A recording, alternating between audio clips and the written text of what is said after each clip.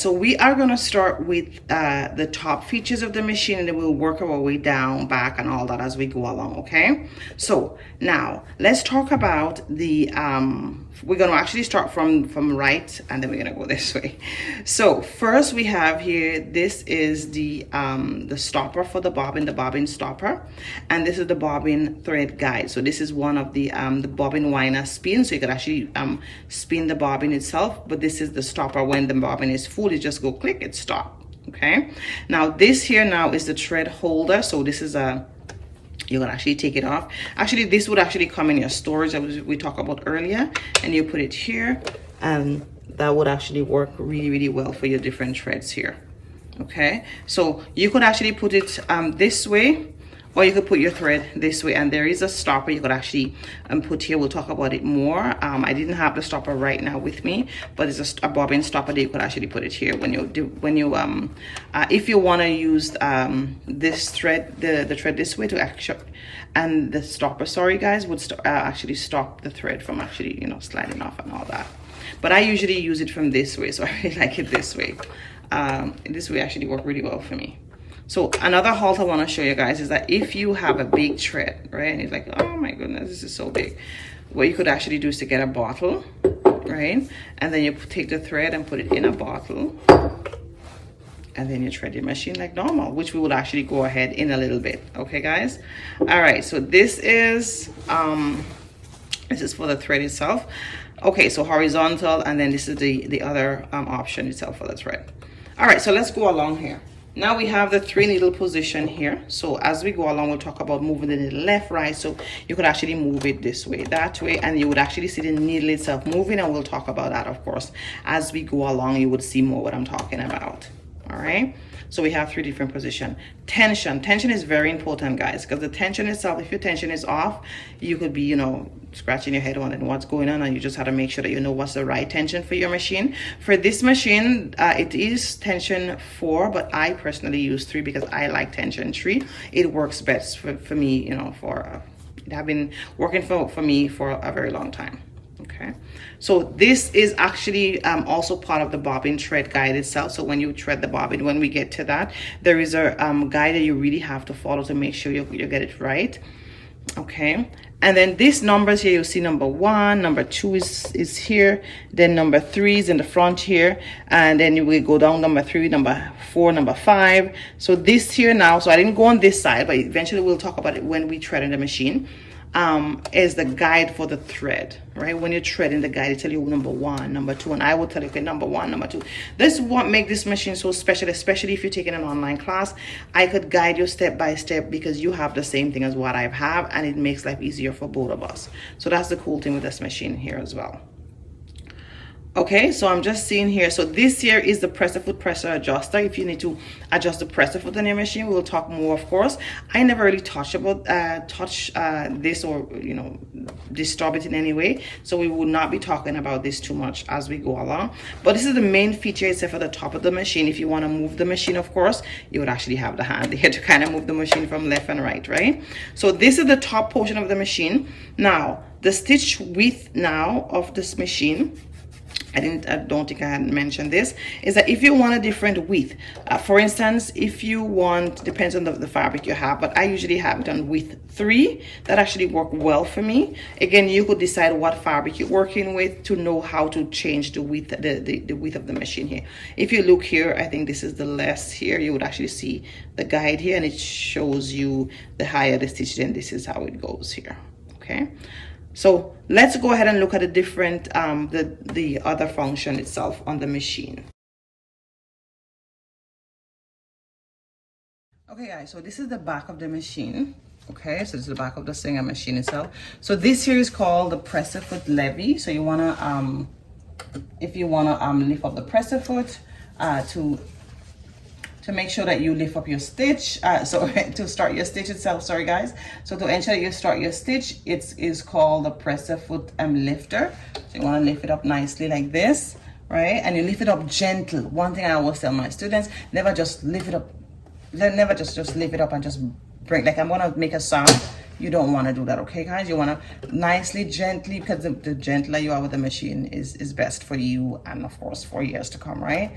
So you want to gently lift the machine up, okay? Now, also on the side of the machine here, let's say you bought the machine and you said, Jalisa, I have no clue which machine I bought.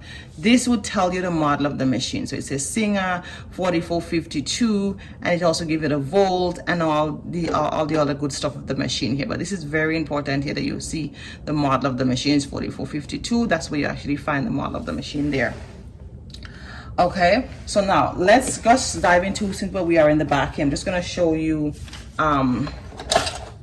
when you take out the accessory itself. So here guys, very, very, very important. Okay, this is so important, especially if you have kids and you know, maybe you step out and they play around with the machine. It's very important. Now this here is when your feed dog, and we'll talk about it of course as we go along. The feed dog is the teeth here underneath here, that's the feed dog. So this, if your feed dog is up, this is what that's the diagram. It shows that the feed dog is up. That means you could sew. Now if you want to do quilting, I don't teach quilting, but if you wanted to quilting with this machine, because it's a very good machine, you could also do sewing and quilting as well. You have to ensure that you click that button and then the feed dog would go down. That means you have to move the fabric itself. You have that power on that control. The feed dog pull itself out of the way, right? But keep in mind when you want to sew again, because I have that in my beginners class where I teach my students maybe how to do that, and then they forget to bring this up, and when we're ready to sew, the machine is not moving. So let's say you are home and then this happened and you don't know what to do. You forget that you turn this down. You might be going to you know, the store and say, you know what, this machine is not working, not knowing that you just have to bring it back up, and you should be back in business. Okay, so this is very, very important. Okay, so here also is a thread cutter. So the thread cutter on the side, you could actually cut your threads. It's really, really cool. Let me just do this for you. So once you finish your stitch, you just cut your thread. So it's a thread cutter. You have to cut the thread nicely there. Okay, so as we're here now, I'm just gonna show you the needle plate cover is right here. So we're gonna, and let me show you here, just gonna put it back here. So the needle plate cover, if you want to just open the needle plate cover, there's an arrow here. You see, you just fly up and then you take the bobbin off, right? Either the needle plate cover or the bobbin cover, either way. And in order to put the bobbin back, which we'll do, there is a guide on the plate here, would kind of help you guide you to how to put the bobbin back. But again, we'll go over it in a little bit. So this here now is the presser fit, right? So this presser fit is very easy to come out, guys. Just check this out. You squeeze this here, everything come out. Voila, very easy. You bring it to put it back up. Let me make sure. Then you squeeze this back, you open the door. So remember, when you squeeze this in, the door open, you push it back up, and then you release, the door close. So it's very, very easy to actually change the feet here. Okay, all right, so these are some of the features of the machine. Let me just turn it to the side here now. So this is if you want to do a different, like if you want a button stitch dial. I don't really touch this, I just leave it as it is. But you could actually go ahead and I think you use a coin and you could move it different way. Then that's also talk about the buttonhole stitch here. So you can see here, I just leave it as, you know, whatever it comes with. Then this is the power and the light switch. You want to put the power on, you want to put it off. And then this is the main plug itself for the machine. So if you have you know, children and stuff like that, and you know, you definitely want to make sure that this is totally off when you're not using the machine, right? So you want to make sure this is of course unplugged and your light is completely off, especially when you're using the machine. Especially when you're not using the machine, guys, sorry. When you're not using the machine, you want to make sure that your power light is off, and of course your plug is unplugged, because you know, you want everything to be saved. Okay, so this here now is your hand wheel. So this guy's gonna be your friend when you want to bring the needle down, right?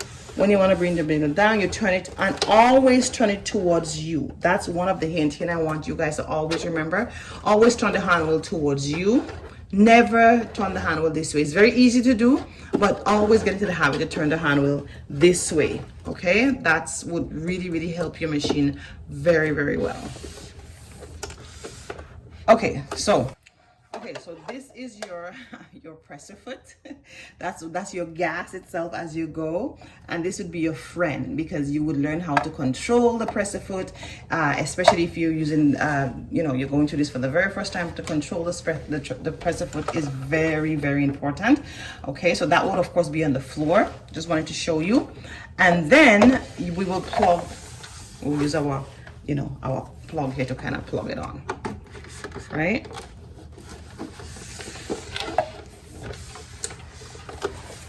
Okay, so our light is on. We turn our light off and on.